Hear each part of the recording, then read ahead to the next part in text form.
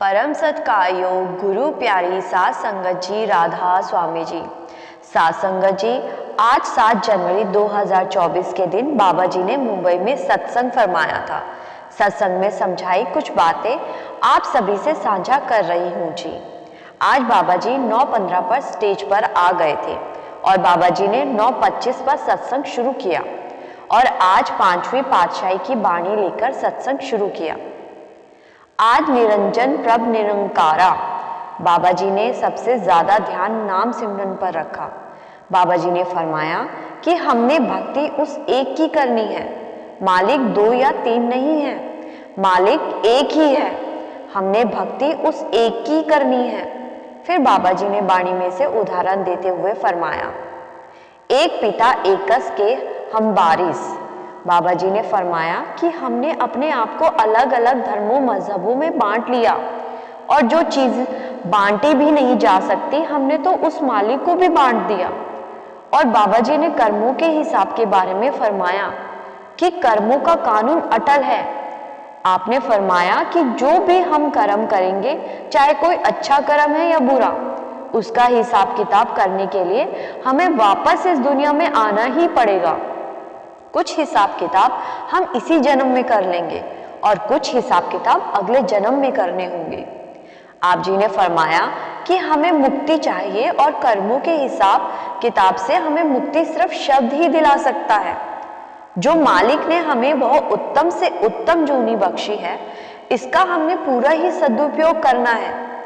इस इंसानी जामे को बिल्कुल भी व्यर्थ नहीं जाने देना और हमने हर हाल में नाम की भक्ति में लगना है। आगे बाबा जी ने फरमाया कि जब से यह दुनिया बनी है, उससे पहले से भी वह सिर्फ एक निरंजन वह मालिक ही दुनिया को चला रहा है। वह मालिक सबके अंदर विराजमान है, लेकिन सब में होते हुए भी वो मालिक हम सबसे दूर है।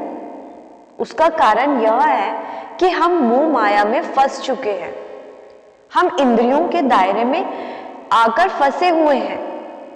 आगे बाबा जी ने फरमाया कि आप देखो कितने धर्म है, कितने मजहब है, हर किसी ने अपना एक एक इष्ट बनाया हुआ है। मालिक एक होते हुए भी हम सभी अलग अलग धर्म में कैसे बंट गए। संत महापुरुष हमारे दरमियान आते रहते हैं और वो हमारे जीवन को बदलने की कोशिश करते हैं। उन्होंने हमारी कमजोरी और ताकतों पर ध्यान दिया। हमारी कमजोरी बहुत थी, उन्होंने हमारी कमजोरी को ध्यान दिया ताकि हम अपने लक्ष्य को प्राप्त कर सके और मालिक की प्राप्ति कर सके और हम इस रूहानियत के रास्ते के पार चल सके।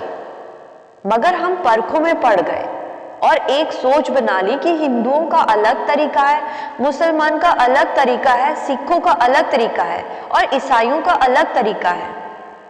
बाबा जी ने फरमाया कि अलग तो हमारी सोच है, अलग हमारा नजरिया है, लेकिन मालिक एक है।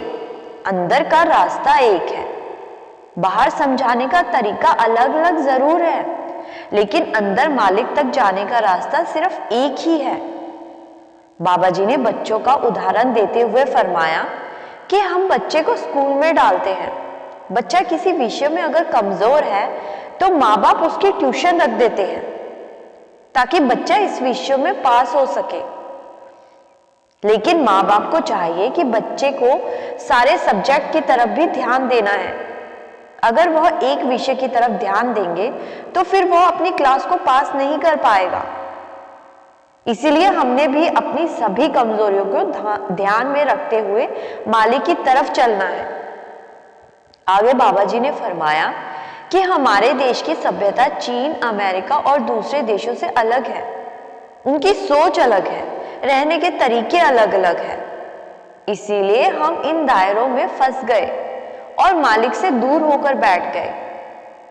महापुरुष हमारे दरमियान आए, हमने उनकी तालीम के ऊपर ध्यान नहीं दिया। हम उनके साथ जुड़कर बैठ गए। जो उनके आने का मकसद था, हमने वह चीजों को भूलकर बैठ गए और हम उनके जिस्म की भक्ति करनी शुरू कर दी।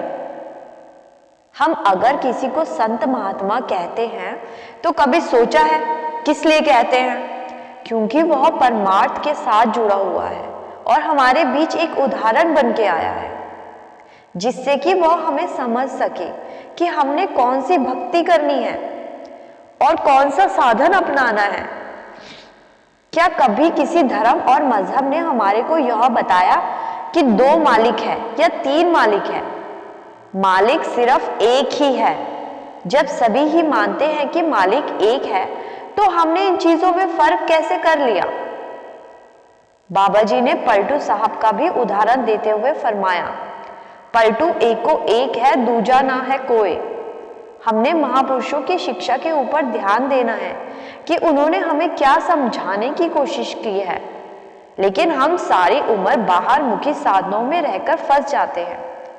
फिर बाबा जी ने आगे फरमाया कि हम शरीर की भक्ति में लग जाते हैं। शरीर शमशान घाट के आगे नहीं जा सकता। अगर हम शरीर की भक्ति में बैठे रहेंगे तो हमारी हद भी शमशान घाट तक ही रह जाएगी, फिर हम उसके आगे नहीं बढ़ पाएंगे। बाबा जी ने वाणी में से उदाहरण लेते हुए समझाया, शब्द गुरु सूरत धुन चेला। आपने फरमाया कि ना तो शरीर में ताकत है वो गुरु बन सके और ना ही शरीर में ताकत है कि वह चेला बन सके, लेकिन शुरुआत शरीर से होगी, क्योंकि जो हमारा दायरा है वह जिस्मानी है और हमारी सोच भी शरीर के दायरे में ही आती है। इसीलिए शुरुआत शरीर से होगी। लेकिन जब हम शरीर के अंदर बैठकर अपनी सूरत को जागृत करेंगे, चेला बनने की ताकत सिर्फ सूरत में है, ना कि शरीर में। जब हम सूरत को जागृत करेंगे तभी हम उस दायरे में आएंगे। अभी तो सिर्फ हम कोशिश में लगे हुए हैं। जब सूरत जागृत होगी, वो धुन को पकड़ेगी, तब जाकर वह अपने मकसद में कामयाब होगी। तब जाकर इसको सच्चे गुरु की पहचान होती है। आगे बाबा जी ने फरमाया कि हम ग्रंथों पोथियों को रटने की कोशिश करते हैं, लेकिन समझने की कोशिश नहीं करते, उस पर अमल नहीं करते। हम ये भी समझने की कोशिश नहीं करते कि वो हमारे को कौन सी भक्ति समझा रहे हैं, कौन से नाम के बारे में बता रहे हैं, क्योंकि हमारा दायरा छोटा है। हम ग्रंथों पोथियों का सहारा लेकर बाहर मुखी चीजों में फंस जाते हैं और जो अंदर की भक्ति है वो हम नहीं करते। बाहर मुखी भक्ति तो सिर्फ माहौल बनाने के लिए है, लेकिन हमारी सच्ची भक्ति, सच्ची पूजा सिर्फ और सिर्फ भजन बंदगी है। जब तक हम भजन बंदगी के सारे शब्द से नहीं जोड़ेंगे, तब तक इस भवसागर से पार नहीं हो पाएंगे। आगे बाबा जी ने फरमाया कि ये सृष्टि हुक्म के साथ बनी है। अगर हुक्म का कोई जात मजहब नहीं है तो फिर हम क्यों परखों में पड़ गए? हमारा धर्म और जात कैसे हो सकता है? जब आप पानी पीते हो तो क्या पानी ने पूछा है कि आपका क्या धर्म है? तभी मैं आपकी प्यास बुझाऊंगा। कभी हवा ने हमें ऑक्सीजन देने से पहले हमारी जात, हमारा धर्म पूछा है? परख सिर्फ इंसान करता है, वो मालिक परख नहीं करता। मालिक ने हमें विवेक की ताकत दी थी कि हम अच्छे और बुरे की पहचान कर सके, लेकिन हमने अच्छे बुरे की तो क्या पहचान करनी, बल्कि हमने तो किसी को अच्छा तो किसी को बुरा बना दिया। फिर आगे बाबा जी ने फरमाया कि जो अपनी सोच और अवस्था इस शरीर के दायरे से ऊपर ले गया, फिर उसे कोई फर्क नहीं पड़ता कि कौन हिंदू है, कौन मुस्लिम, कौन सिख है और कौन ईसाई है। उसके लिए तो सिर्फ सभी की ही मालिक के बंदे हैं, वो परखों में फिर नहीं पड़ता। फिर आगे फरमाया, जब लेखा जोखा हिसाब किताब होगा तब आपको क्या लगता है वहां हमारी जात या हमारा धर्म पूछा जाएगा? वहां तो हमारे कर्म देखे जाएंगे। फिर बाबा जी ने फरमाया कि बुल्ले शाह ने भी बोला था कि अमला उठते होंगे नबेड़े, खड़ी रहेंगियां जाता। वहां हमारे कर्म देखे जाएंगे, वहां जात पात नहीं देखी जाएगी। हमने अपने आप को धर्म और मजहबों में नहीं भटकने देना, हमें सिर्फ इंसान की इंसानियत देखनी है। तो साध संगत जी, मुझे आशा है बाबा जी की कही बातों को हम सब अपने जीवन में जरूर अमल में लाएंगे। आपसे विनती है जी, इस चैनल को सब्सक्राइब जरूर कीजिएगा। इस चैनल पर हम हर रोज सदगुरु की साखियां अपलोड करते हैं। गुरु प्यारी साध संगत जी, राधा स्वामी जी।